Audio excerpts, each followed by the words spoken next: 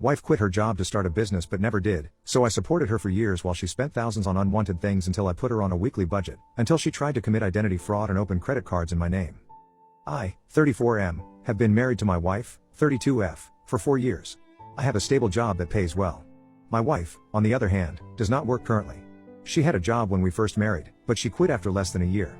Initially, she said she wanted to pursue starting her own online business and that a 9-to-5 job felt stifling. I supported her decision at the time. I believed in her and I also believe in equality, so I thought if the roles were reversed she'd do the same for me. We agreed I'd cover our living expenses while she tried to get her business idea off the ground. Well, it's been 3 years since then and the business never materialized. She tried a few hobby projects but nothing serious came of it. I never pushed her to go back to work because we didn't urgently need a second income. My salary was enough to pay for our mortgage, bills, groceries, and still put some aside in savings. I was okay being the sole breadwinner for a while. What I didn't anticipate was how much she would start spending during this time. My wife has always enjoyed shopping, but after she quit her job it ramped up to an extreme level. She spends thousands of dollars on shopping and expensive stuff for herself. I'm not talking about necessities or even reasonable treats, I mean designer handbags, jewelry, the latest gadgets, spa retreats, you name it. If she sees something she likes, she just buys it. At first, I tried to be understanding. I figured maybe she was feeling down about leaving work and shopping was a coping mechanism or a way to enjoy the free time. I even indulged her for a while, buying her a couple of high-end items for birthdays and holidays. However, it quickly spiraled beyond what I could comfortably afford. I started noticing huge credit card charges.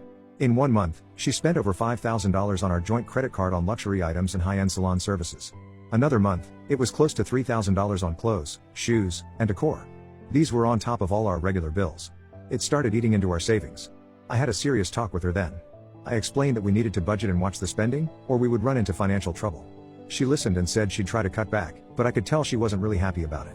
Over the next few months, nothing really changed. She would agree to a budget verbally but then blow past it whenever she felt like it. I'd find shopping bags hidden in the closet or see charges on the credit card statement for stuff she never mentioned. Each time, I'd confront her, and it would turn into an argument. She'd get defensive and sometimes flip it on me, saying things like I was treating her like a child for monitoring her spending, or that I wouldn't do this if she was a man. She even accused me of being against her feminist ideals. A real feminist man wouldn't try to control his wife's spending. You only care because it's your money. That argument was especially frustrating, because in my view it wasn't about gender at all. I'd have the same issue with any partner, male or female, who was spending way beyond our means. I also pointed out that part of being truly independent is being responsible with money, but she just rolled her eyes at me.